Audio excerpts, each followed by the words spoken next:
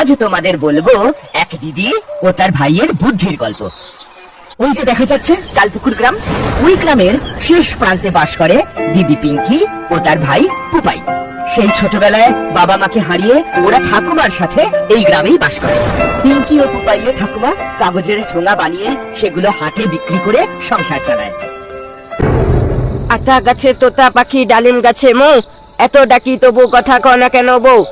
আমাদের ছোট নদী চলে আঁকে বাঁকে, বৈশাখ মাসে তার হাঁটু জল থাকে। উফ, ঠাকুমা, ও ঠাকুমা, দেখো না। কি হলো রে, চেঁচাচ্ছিস কেন? দেখো না ঠাকুমা, ভাই আমাকে পড়তে দিচ্ছে না।